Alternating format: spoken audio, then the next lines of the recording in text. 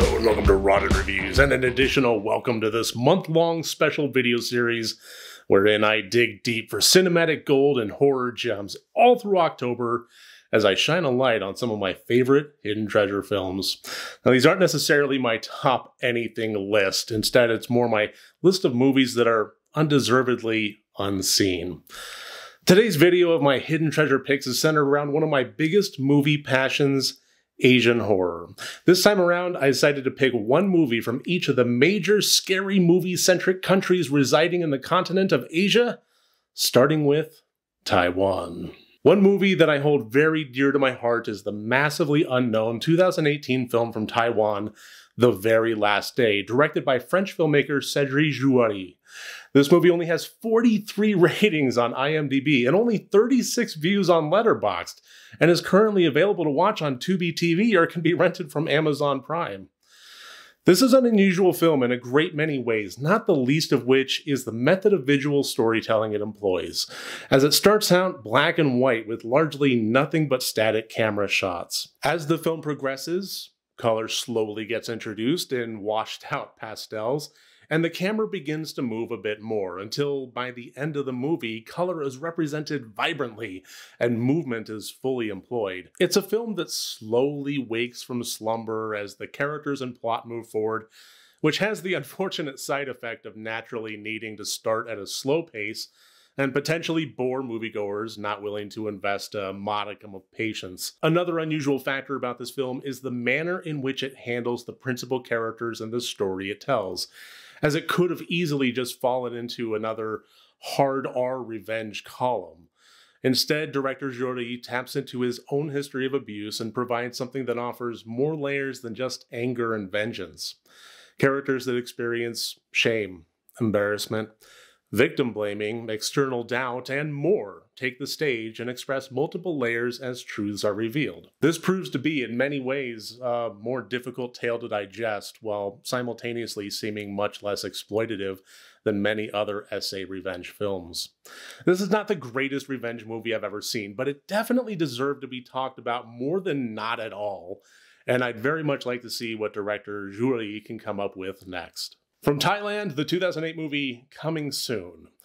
The ability to talk about this movie in a public space is one of the major contributing factors toward me kicking on my camera for the first time and starting this channel. I have loved Coming Soon ever since I first saw it almost 10 years ago.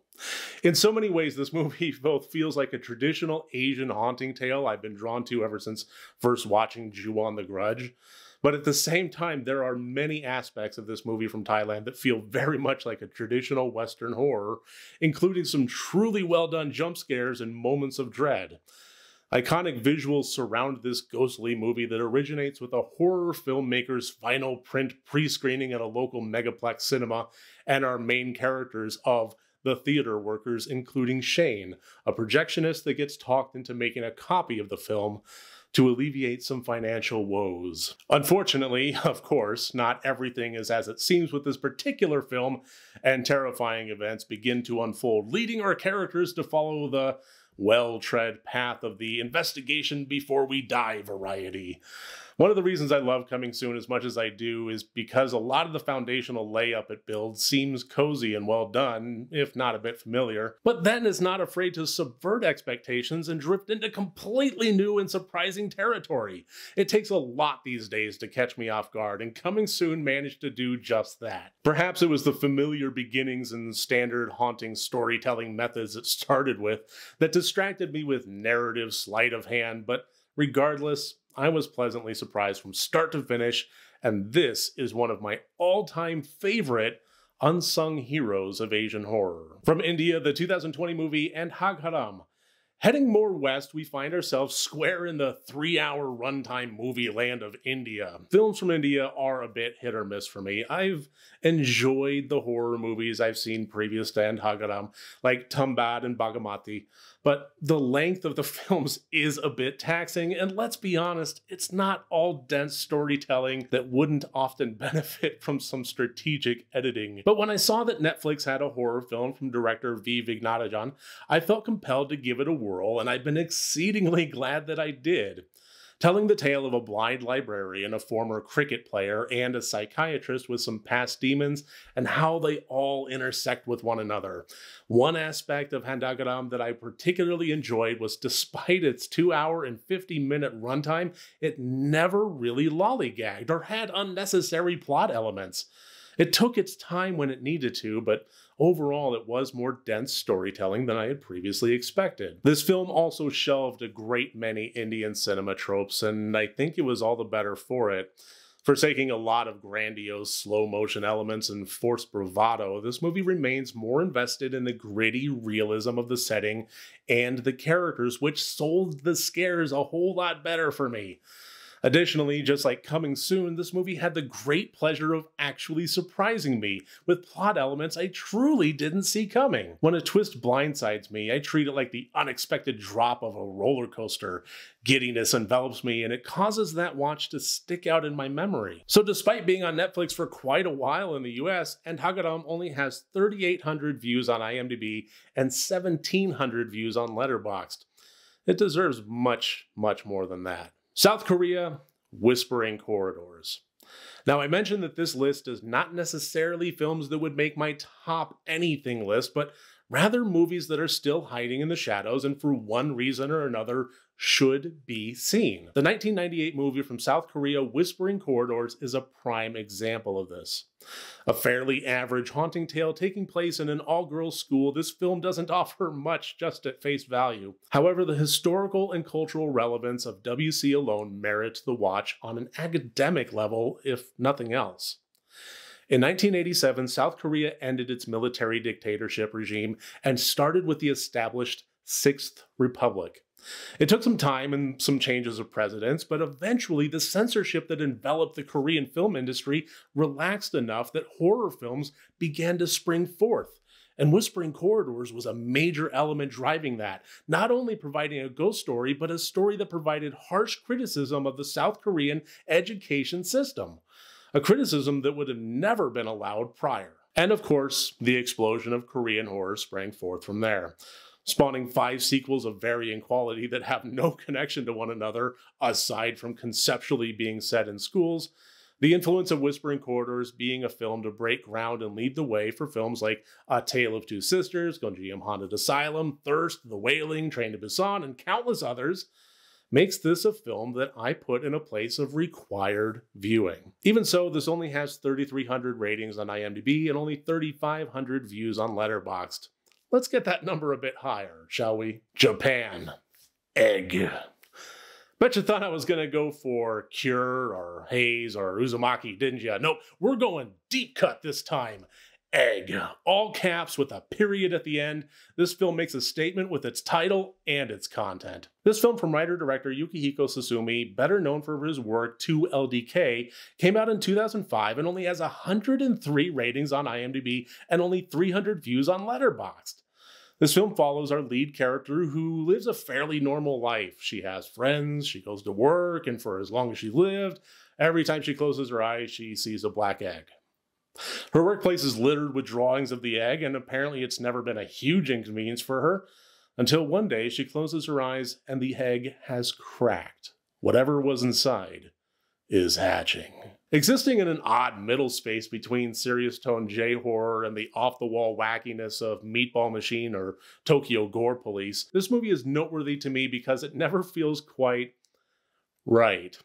The whole world is a mishmash of oddities that occasionally let slip some bonkers imagery, but is refrained enough to pull back and focus on the story again. The best way I've been able to put it is it felt very much like a Japanese horror inspired by Terry Gilliam. Everything exists in a mirror world of strangeness without fully tipping over the edge and losing focus the way the more extreme gore fests from Japan often can. Additionally, Egg plays around with perspective in very interesting ways. So much of this film is attempted to be perceived by the audience through the eyes of the main character, including quick cuts from the egg to the world as she blinks, or showing the egg in a rippling pool fashion after she applies eye drops before closing her eyes. Outside of the visions of the egg, we never really tip fully into the first-person viewpoint, but in that, the filmmaker finds a lot of room to play, and play he does. A visually interesting movie whose plot never quite lives up to a solid premise. The tone and world building within are what drew me in and why I can't help but say more people should see Egg. From Hong Kong, the 𝗘𝗏. The Peng brothers are back in the saddle with a third entry in the franchise made in 2005. While the first film delivered on the scares in a very real way, and the second was decent enough, if not a bit samey, this third entry, I think, deserves some more views than the 819 on Letterboxd and only 2,000 on IMDb. Why? Well, because it's the furthest thing from samey, and it delivers with both chills and laughs. Believe it or not, this entry in the franchise is a horror comedy with solid deliveries on both sides of the aisle. Based around a group of friends that get their hands on a book detailing several different methods that would allow them to see ghosts, they set about trying some of them out. And wouldn't you know, things kind of get away from them a bit. From silly pun gags to life-saving flatulence to one of the most iconic scenes in any movie I've ever seen, where the stumbling, erratic movements of a possessed body gets misinterpreted as a dance-off challenge across a corridor, the 𝗘𝗏 is a unique and fun watch, especially if you're with a group of friends. This movie can be a bit difficult to find, if for no other reason than I've seen this available under the 𝗘3, the 𝗘0, the 𝗘infinity, and for some ungodly reason, the 𝗘10. Whatever it's called, the third entry in the Peng Brothers series offers both chills and laughs in equal measure, and has long been on my list of solid cinema entertainment. From Indonesia, 𝗘𝗾𝗂𝗶𝗽𝗺𝗀. Perhaps one of the more popular entries in my list of films here, this 2009 movie from legendary Indonesian director Timo Tjahjanto is still one I wanted to put up on the pedestal and get more people watching. The layup is pretty familiar. A group of friends are having a road trip and come across a girl in need of a ride to her remote house, where they're invited in and made welcome with wine, food, and death. I think the two elements of this movie that stand out to me more than any other is the creativity and sheer volume of blood and gore it offers, as well as one of the most iconic villainess roles put to screen in the character of Dara, played by Sharifah Dhanesh. Portraying grace and brutality in both equal and vast measures, Dara chews up every scene she's featured in, and I found this performance simply captivating. Again, hearkening back to what I said about Whispering Corridors, this isn't necessarily the best Indonesian film I've seen. Hell, it's not even the best Timo Tjahjanto film I've seen. Some of the setup is groan-worthy predictable. The plot twists are easy to follow, but still nonsensical in their own right. And the victims doing the stupidest thing in any given situation is front and center real here. But despite 𝗘𝗾𝗂𝗶𝗽𝗺𝗀's faults, I still think it's enjoyable, and it should be logged in more people's watch lists. And if you find yourself captivated by the Dara character like I was, you can always check out Dara, the short film preceding 𝗘𝗾𝗂𝗶 that came out in 2007. So that's my list of the Asian horror films that deserve more than the watches that it's already gotten, something that I wanted to put a bit of a spotlight on and bring to the surface. So thank you for joining me as I continue unearthing these hidden gems all throughout the month of October. I look forward to seeing you on my next video coming out Friday. Thank you so much for joining me. I hope you enjoy this, and remember, next time you want to watch a horror movie, first make sure that it's good and rotted.